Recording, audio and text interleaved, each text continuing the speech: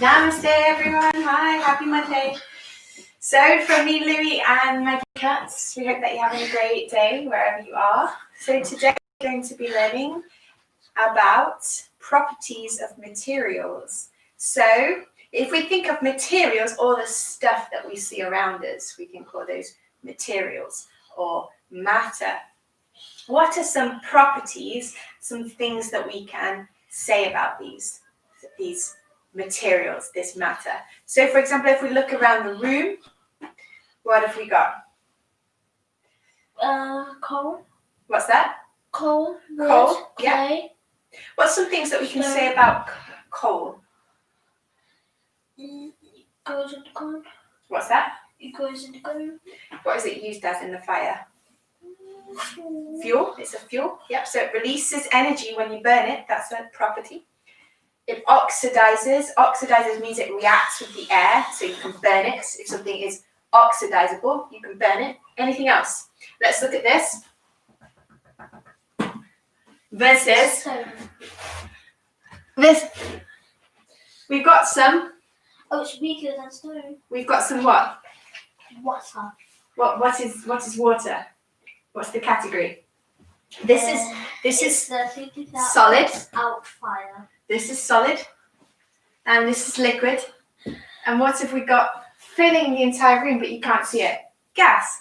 So another thing we can say is what is its state of matter.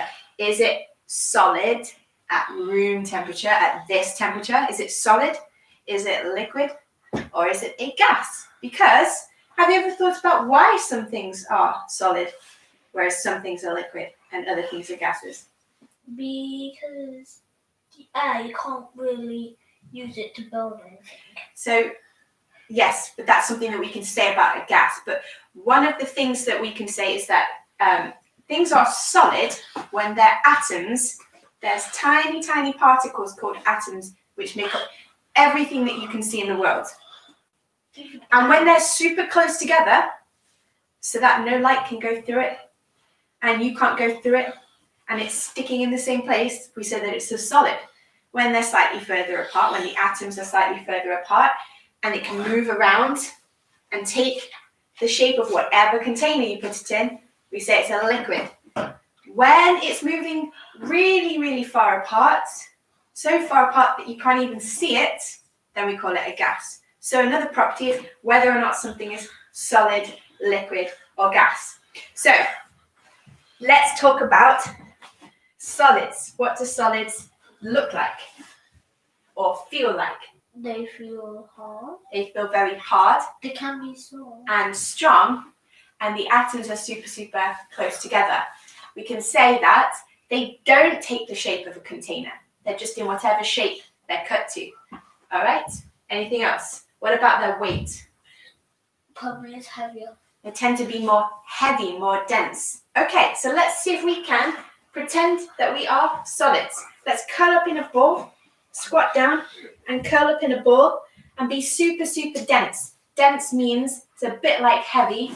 All of the particles are really, really close together, so no light can get through it and it can't move around. So be as dense as possible. Okay? And we're going to roll backwards and forwards along our spine like a ball. Let's try and stay as close together, tucked up as much as possible. Okay, 3, 2, 1. Bring your feet down, palms down, and jump your legs back. You can either come onto all fours or hold a nice strong plank like a bridge. So, what's good about solid materials? What can we use them for? We're showing one of them right now. They can be used for walking across. For building things, right? Because we can make solid, strong structures out of solids. So nice and strong. Hold for as long as possible, nice and strong. You can either be on all fours or you can be holding a plank. Nice and strong. Hold. 10, 9, 8, 7, 6, 5, 4, 3, 2, and 1. Bring your knees down. Come onto all fours and press back into child's pose.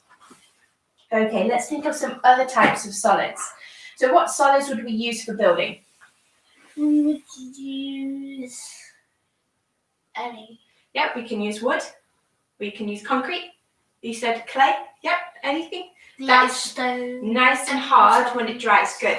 Now, what other types of solids that can be useful? We're forgetting about a lot. Let's think about the ones that we find in the wires around our home. Oh, plastic. What's that? Plastic. Inside the wires. Do you know what wires are made from? Metal. Metal. High five. Great. So, metals, most metals are solid at room temperature, except for mercury. Have you heard of mercury? Okay, if you've ever had your temperature taken with a thermometer, they're filled with mercury. So mercury is liquid at room temperature. But most metals are solid. What else are metals? If we think about some properties of metals. They can be a liquid. What's that? They can be a liquid because of gallium. So look at this one here. This one's a metal. It's got metal on the outside. Look at what's happening when the light hits it. Oh, that's light. Yeah, it's nice and shiny. Anything else? What would it have to be if we use it in wires? It have to be thin and able to conduct electricity. You're so smart. All right. So wires, metals are often very, very good conductors of electricity because, yeah, you're so smart. He's telling you all the stuff that I was going to teach you. Super smart. So actually, the most common metal that we use to conduct electricity in wires is copper. So let's think why copper is a good, let's say, material to use for wires. Well, first off, let's make the shape of a wire. What's the shape of a wire? Straight, long and thin. Make yourselves as long as thin as possible. Okay? Squeeze. It's not too hard. It's not too hard. Because it has to bend if it is. We have to bend it, so let's bend to the right. Let's be bendy wires. When we say something can be bendy, or you can shape it, we call it ductile. Ductile means you can draw it out into long, thin wires. Okay, so ductile. Anything else? It has to conduct. What does it conduct? Electricity. Electricity. Now, do you know why it conducts electricity? Because it's not too hard and because it can cause friction. Right, so let's stand up. So bend your knees and stand up, okay? Make a nice long thin wire. I'm going to talk about how copper conducts electricity.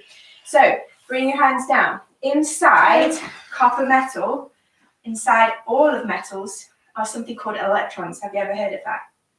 Yeah, so inside all of the atoms, they've got 3 types of particles. Now, this will super impress your teachers if you remember these words when you go back to school.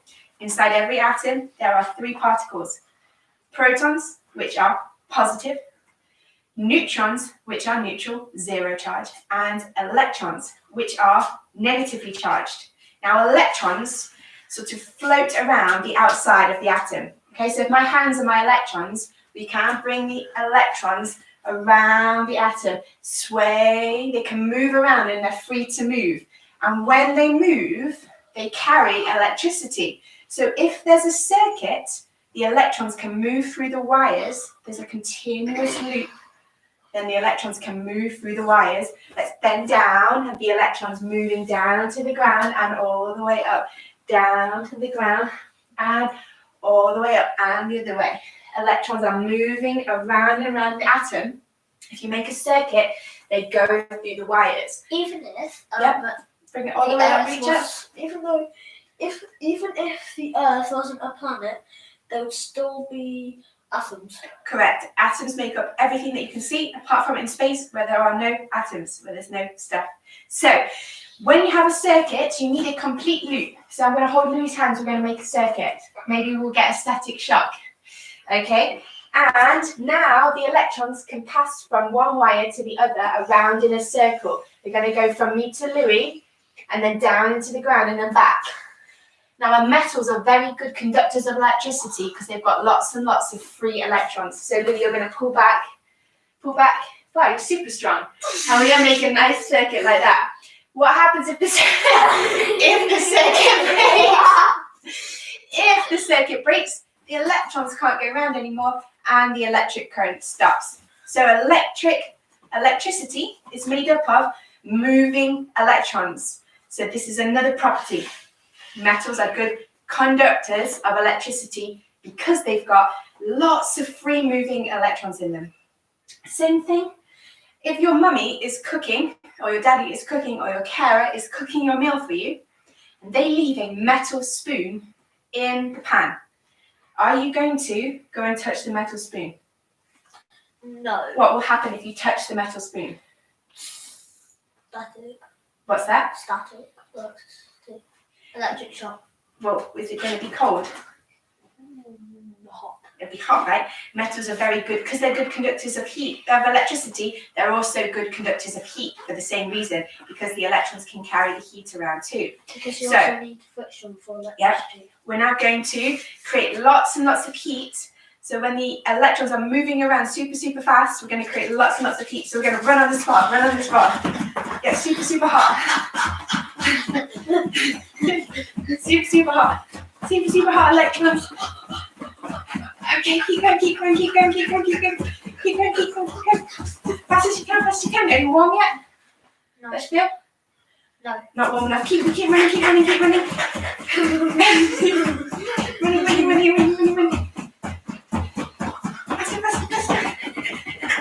We've got lots and lots of energy now, so we can start conducting heat through. So 3, 2, 1, we're going to do some rolls. You're going to roll and be good conductors of heat. Do you know how to do it? Make sure you've got some space. Lou's going to go first. 3, 2, 1, nice roll. The electrons have got so much energy now, they're moving around super fast. And you can roll, keep rolling. Do somersault, forward. Let's see if you can get backwards as well. Can you do it? Keep rolling until you lose all of the heat. Have you lost all the heat yet? No. Sit down. I'm going to cool down now. There's one more property. We've talked about how metals can be good conductors of electricity. We've talked about how they can be drawn out into wires, ductile. We've talked about how they can conduct heat and that they're shiny. Do you know why they're shiny? Because they're metal and sun flux. Yep, so the light is bounced off when it hits the shiny, smooth surface of the electrons because of how all of the atoms are arranged nice and orderly in the metal. So, final thing is we need metals sometimes to be malleable. Malleable means you can shape it. So let's think about why. What type of things when you eat do you use that have to have a very good shape? Spoons, forks. Yeah. So we often use stainless steel and aluminium metals when we make spoons and forks and knives so that we can shape them to be exactly the shape that we want so that we can use them. So we're going to shape and bend this piece of metal right here. Sit up nice and tall, reach your hands up, and we're going to bend forward, and see if you can touch your toes. Okay. See if you can touch your toes, walk your hands forward, and see how malleable you can be, how shapeable and flexible you can be. Very, very good. Let's think of another flexible solid. Do you know what this is made of? Rubber. Rubber. Rubber is very flexible and it's solid, so not just metals. We've got Plastic. rubber. Is rubber a good conductor of electricity though? Sometimes. No, it's not a conductor, it's an insulator. It has no free electrons. So it's an insulator. But that can be super useful because insulators, if they don't conduct electricity or heat, we can use them to keep us warm because then the heat can't be lost. Anything that's you don't want to cover yourself up with a blanket of, let's say, a good conductor of heat because then all of the heat will be lost. Yes? So we can use insulators like rubber, like the cottons and things like that make up your duvet to keep you nice and warm, because they don't conduct the heat. They don't lose the heat through them. So that's another very, very useful things. We can make use of insulators just as much as we can make use of conductors. Now let's sit up nice and tall and be super, super bendy. The other one I was thinking of was plastic. Okay? So plastic is nice and bendy and shapeable and flexible and malleable, just like metal. So why don't we make plastic bags out of metal? Why do we use plastic? Because metal because it could. Lift your hands, bring your hands down. Let's shape the other way, look. And it's We're not going to be super, super flexible. Bring your hips down and fold forward. Keep moving. Bring your hands back and lift up. So if you made a metal plastic bag, what would that be like to carry? And bend forward. Keep moving. Heavy. So sometimes we want flexible materials which are also very, very light. So plastic is much better at making plastic bags than metals, because it's more bendy and also very, very light. Anything else? Plastic made out? Lift your hips up. Let's think of, how do we get the metals? We have to mine them. We have to get them from the ground. Anything that you have to get from the ground is going to be super, super expensive. Plastics, we can make them in factories, so they're very, very cheap. Cool. So yes, this is another thing to take into account. If you've got metal plastic bags, they're going to be much more expensive than our 5p, 5 pence plastic bags. One more. Reach your hands. Let's see if we can walk even forwards. Let's see if we became more flexible then with all of that shaping. Diamonds. Walk your hands up. Yep. Diamonds will be very, very expensive plastic bags. Did you know diamonds got the highest melting point? Yeah. If it's got a high melting point, that means that it's can't got conduct. super, super strong bonds between all of the atoms. So it can't conduct. What's that? Diamonds can't conduct. I think it can conduct, yes, but not as good as copper, because copper is super cheap, super bendy, and a very, very good conductor. But it would melt over time. Yeah, you'd have to melt it up. So to make diamond into wires, it would take a lot of energy and heat and money. Okay, let's see. Have we become more flexible and malleable? Walk the hands forward. Are they getting close to your toes? Curl your toes back and point them forward, and curl them back and point them forward. Okay, bend your knees, bring them in. Okay, on 3, 2, 1, stand up, bend this way, fold, forward bend. See if we can touch the toes. Let's see how flexible we can be. There you go, straighten your knees as much as possible. Make your back as flat as possible. All right, so every day, if you practice this, and bring your hands onto your legs, yeah? Straighten your legs, bring your hands onto your legs. Now take some deep breaths, okay? Deep breaths. Every day, if you practice this, you'll be getting more and more bendy and malleable every single day. All right, let's stand up back into Tadasana. Wow, we've talked about solids a lot. Now let's talk about some liquids, okay? So what is the most common liquid that we have in the earth? Water. Water, exactly. So let's think about properties of water. We said the molecules and the atoms in water are much further apart than they are in solids. So what's solid water called? Ice. Yeah, people would get that one. Solid water is ice, and the atoms are super, super close together. If you give them energy, they're going to start moving around faster and faster. Remember that we were doing the other day? Jumping up and down, getting more and more energy, so that they can start to move freely around. And now we're not in the same place anymore. So we can start to flow like water. Now we're going to do some very, very flowy, watery movements. So fold forward, bring your legs nice and straight for me. Now walk your hands forward, knees down, and take a deep breath in and look up. And deep breath out. Arch your back down. Now try to move as smoothly as possible. Imagine that you're water. Keep moving. So no jerky movements. Take a deep breath in and a deep breath out.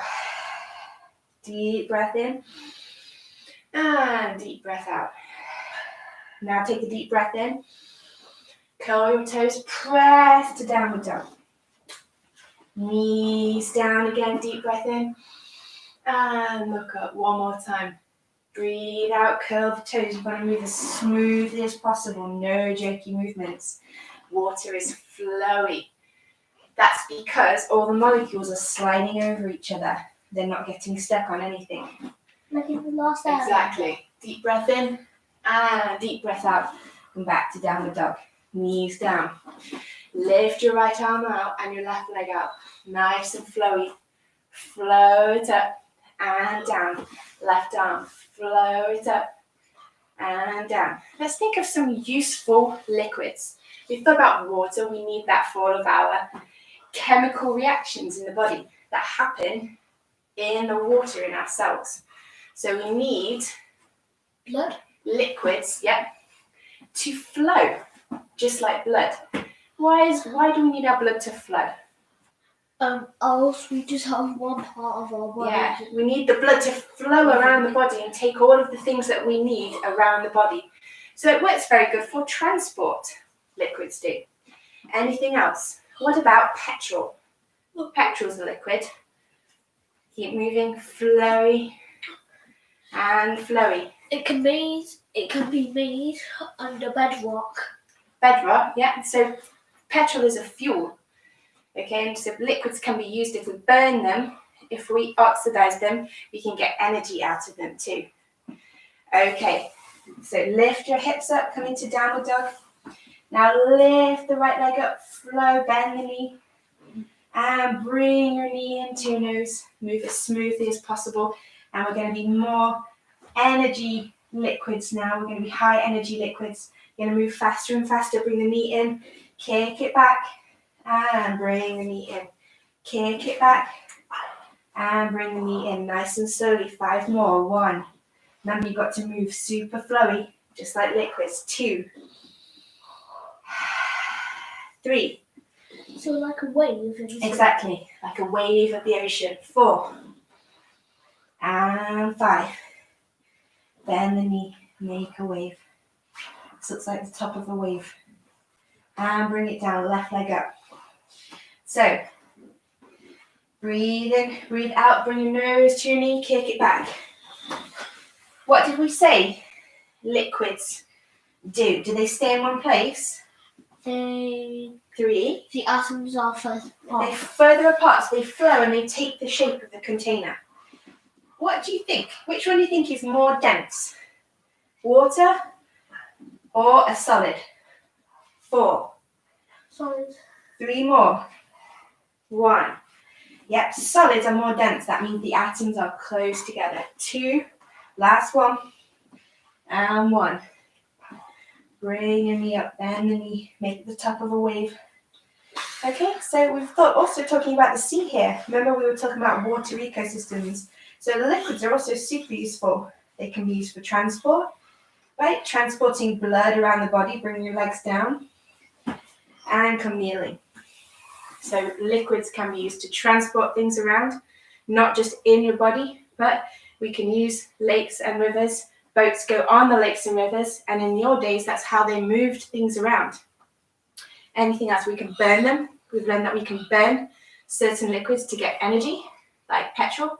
Anything else can we think of? Does anyone know if water conducts electricity? Has anyone ever been outside in a storm near a swimming pool? I bet there are people here that live in hot countries with outdoor pools. Well, it can't conduct normal electricity to turn on you all the time because the friction would probably be cooled down and because of the water. Actually, water is a very good conductor of electricity.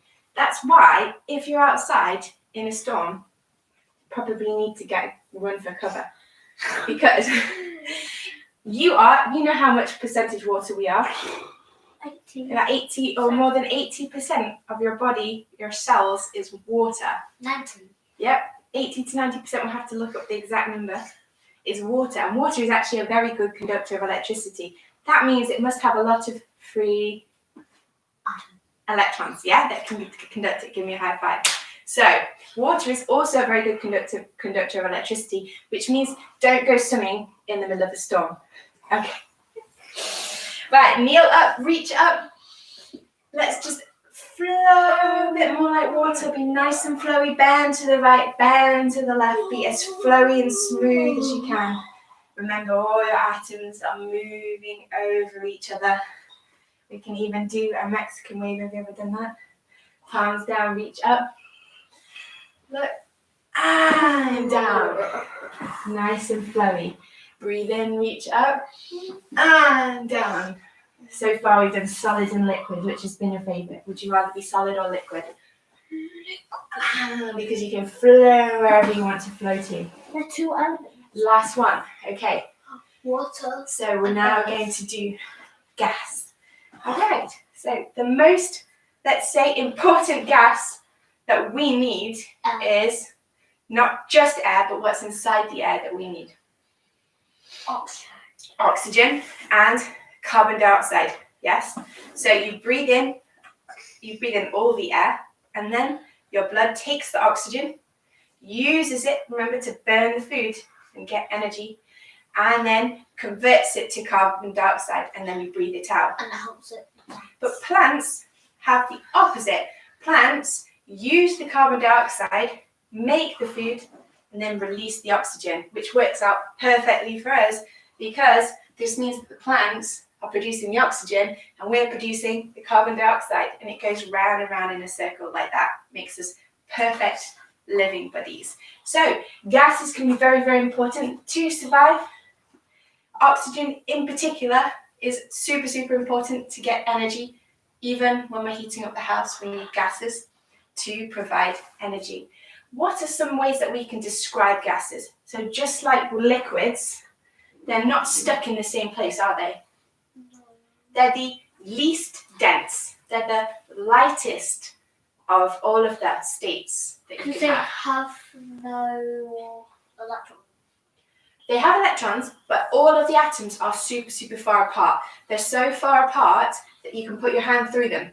And That's further than water. yeah, and they're taking the shape of the container. Okay, but what about if you had a container, like a drinks can, and you fill it with lots and lots of gas, and then you seal it off? What will happen? If you shake it up,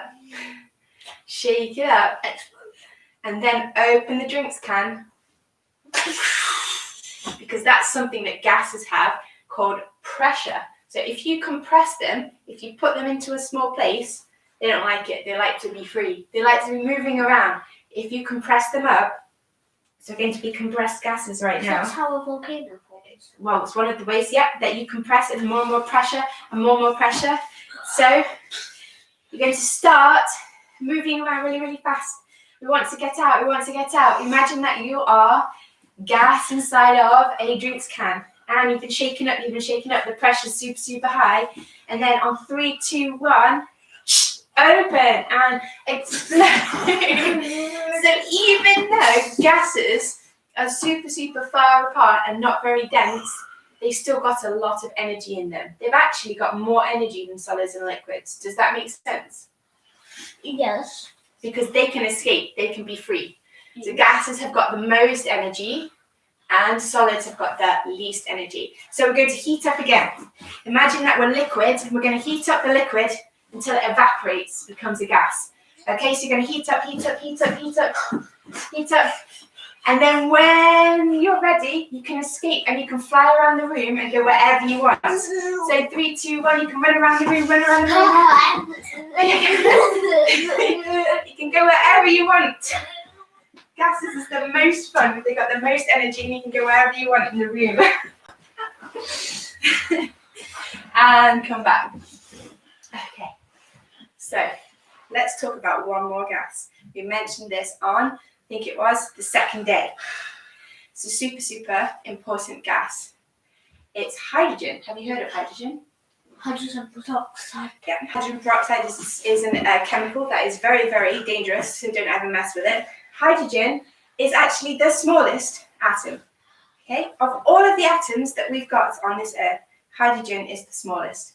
But it's also very, very important because it's how we get any stars and planets. Hydrogen gas starts out when stars are born, and we've got hydrogen, and then the hydrogen sticks together. You can imagine hydrogen as like the first building block of everything. It's just one little proton, and then we stick them together like Lego, and then we get more and more elements, and then we can get a lot more dense elements, heavy elements, and then you've got a star is born, and then we can have planets and everything like that. Oh yeah, because it started just with one big patch of land, but as the tectonic plates separated, it had water. So you can imagine hydrogen as being like the building block for everything.